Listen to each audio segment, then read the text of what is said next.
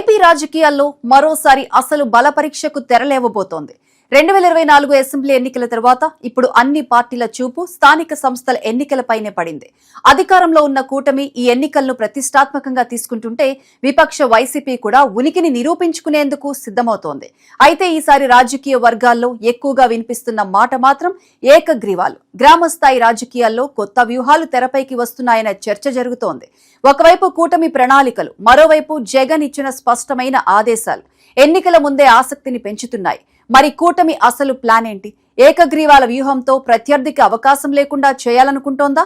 జగన్ ఇచ్చిన హెచ్చరికలతో వైసీపీ ప్రతి గ్రామంలో పోటీకి దిగుతుందా? స్థానిక సమరం ఏపీ రాజకీయాలను కొత్త మలుపు తిప్పబోతున్నాయా?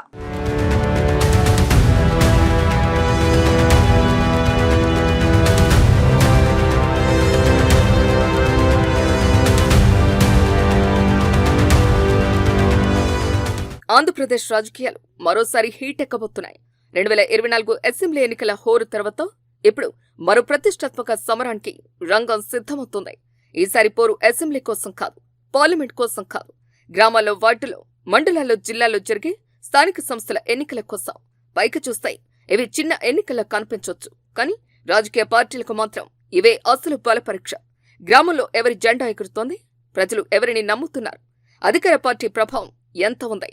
విపక్షం ఇంకా బలంగానే ఉందా అనే ప్రశ్నలకు సమాధానం చెప్పే ఎన్నికలు ఇవే. అందుకే ఇప్పుడు అధికార కూటమి, విపక్ష వైసీపీ కూడా ఈ ఎన్నికలను అత్యంత ప్రతిష్టాత్మకంగా తీసుకున్నాయి. అయితే ఈసారి రాజకీయ వర్గాల్లో ఎక్కువగా వినిపిస్తున్న మాట ఒక్కటే, ఏకగ్రీవాలు. మరి ఏకగ్రీవాల రాజకీయాలు మళ్లీ మొదలవుతున్నాయా? కూటమి అసలు వ్యూహం ఏంటి? జగన్ ఎందుకు ముందుగానే హెచ్చరికలు జారీ చేశారు అన్న విషయాలు ఇప్పుడు చర్చనీయాంశంగా మారాయి.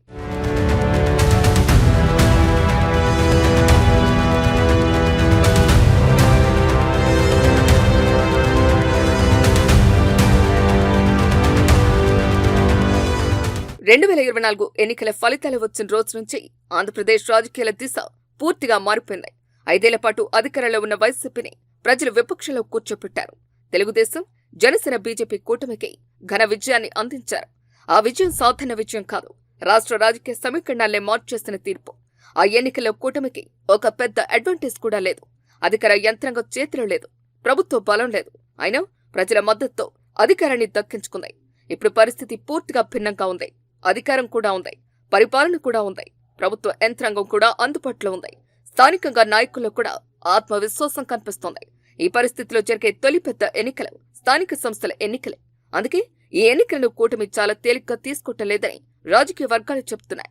ఎలాగో అధికారంలో ఉన్నాం, సులభంగా గెలుస్తాం అనే ఆలోచనతో కాకుండా 2024 ఎన్నికలు అనుసరించినట్లే ప్రతి నియోజకవర్గం, ప్రతి మండలం, ప్రతి గ్రామానికి ప్రత్యేక వ్యూహం సిద్ధం చేస్తున్నారని ప్రచారం జరుగుతోంది. అయితే ఈసారి ఎక్కువగా చర్చకు వస్తున్న అంశం మాత్రం ఏకగ్రీవాలు.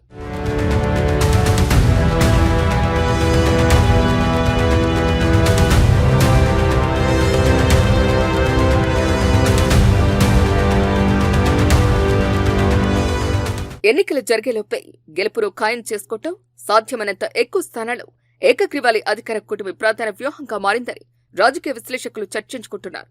గ్రామాల్లో ఒక అభ్యర్థి మాత్రమే నామినేషన్ వేస్తే ఎన్నికల అవసరమే ఉండదు, అతనే నేరుగా విజేత అవుతాడు. దాన్నే ఏకగ్రీవం అంటారు.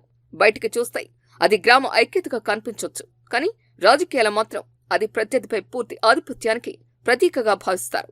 గతంలో వైసీపీ అధికారంలో ఉన్నప్పుడు కూడా ఇలాంటి ఏకగ్రీవాలు పెద్ద ఎత్తున జరిగాయి. అప్పుడు ప్రతిపక్షంలో ఉన్న తెలుగుదేశం పార్టీ తీవ్ర అభ్యంతరాలు వ్యక్తం చేసింది. చాలా చోట్ల ప్రతిపక్ష అభ్యర్థులను నామినేషన్ వేయనివ్వలేదని, అధికార బలాన్ని ఉపయోగించారని విమర్శలు చేస్తుంది. ఇప్పుడు రాజకీయ పరిస్థితులు మారిపోయాయి. అధికారంలో కూటమి ఉంది, ప్రతిపక్షంలో వైసీపీ ఉంది. అందుకే అప్పట్లో జరిగిన చర్చలే ఇప్పుడు మరో రూపంలో వినిపిస్తున్నాయి. ఎందుకంటే గ్రామస్థాయిలో అధికార పార్టీ ప్రభావం సహజంగానే ఎక్కువగా ఉంటుంది. ప్రభుత్వ పథకాలు, స్థానిక నాయకుల ప్రభావం, పరిపాలనా వ్యవస్థ ఇవన్నీ అధికార పార్టీకి కొంత అనుకూల వాతావరణాన్ని కల్పిస్తాయి. అలాంటి పరిస్థితిలో ప్రత్యర్థి అభ్యర్థులు పోటీ చేయడానికి ముందుకు వస్తారా లేక వెనక్కి తగ్గుతారా అనేదే ఇప్పుడు ప్రధాన చర్చ.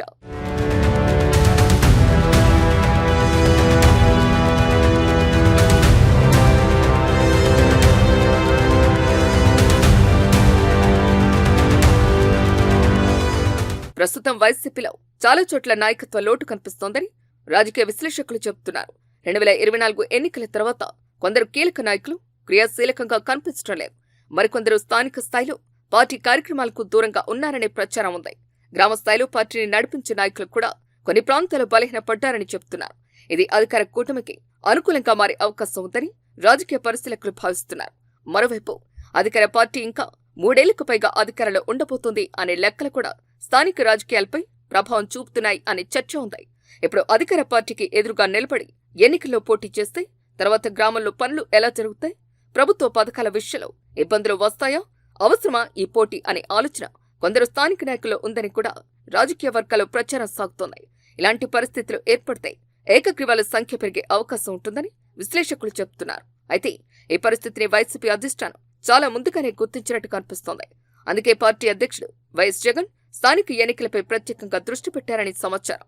ఎక్కడ ఏకగ్రీవం జరగకూడదని, ప్రతి గ్రామంలో వైసీపీ అభ్యర్థి తప్పనిసరిగా బరిలో ఉంటారని, ఎలాంటి ఒత్తిడికి భయపడవద్దని, ప్రతి స్థానంలో నామినేషన్ వేయాలని ఆయన పార్టీ నేతలకు స్పష్టమైన ఆదేశాలు ఇచ్చినట్లు పార్టీ వర్గాలు చెబుతున్నాయి. అసెంబ్లీ నియోజకవర్గాల ఇన్ఛార్జీలకు కూడా ఈ ఎన్నికలను పరీక్షగా తీసుకోవాలని జగన్ సూచించినట్టు సమాచారం.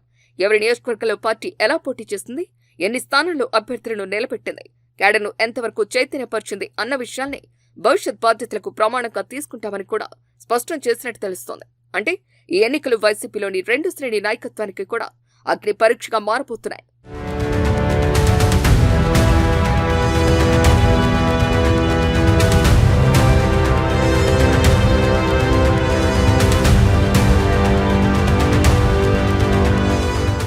ఇక అధికార కూటమి కూడా గ్రామస్థాయిలో సమన్వయంపై దృష్టి పెట్టింది.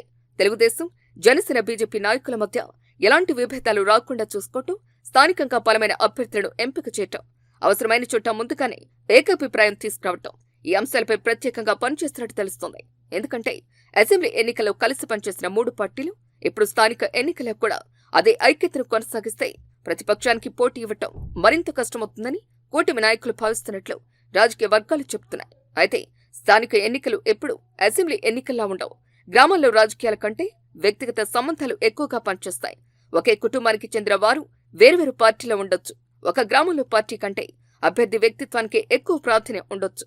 కుల సమీకరణాలు, స్థానిక వివాదాలు, అభివృద్ధి పన్ను, వ్యక్తిగత ప్రభావం ఇవన్నీ కూడా ఫలితాలను ప్రభావితం చేస్తాయి. అందుకే అధికారంలో ఉన్న కూటమి విజయం ఖాయమని ఇప్పుడే చెప్పటం ఎంత తొందరపాటు, వైసీపీ పూర్తిగా బలహీనపడిందని చెప్పటం కూడా అంతే తొందరపాటు అవుతుందని రాజకీయ విశ్లేషకులు అభిప్రాయపడుతున్నారు.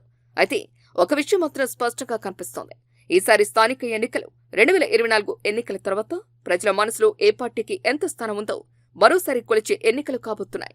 ఒకవైపు ఏకగ్రీవాల వ్యూహంతో ముందుకు సాగుతున్న అధికార కూటమి, మరోవైపు ఒక్క సీటు కూడా పోటీ లేకుండా వదలొద్దు అంటూ శ్రేణులను అప్రమత్తం చేస్తున్న వైసీపీ. ఈ 2 వ్యూహాల మధ్య రాబోయే స్థానిక ఎన్నికల అసలు పోరు జరగబోతోంది. మరి అధికార కూటమి అనుకున్నట్టుగా ఏకగ్రీవాల జోరు కొనసాగుతోందా? జగన్ ఇచ్చిన ఆదేశాలతో ప్రతి గ్రామంలో వైసీపీ బరిలో నిలుస్తోందా? స్థానిక ఎన్నికలు రాష్ట్ర రాజకీయాలకు కొత్త దిశను చూపిస్తాయా అన్నది ఇప్పుడు ఆసక్తికరంగా మారింది.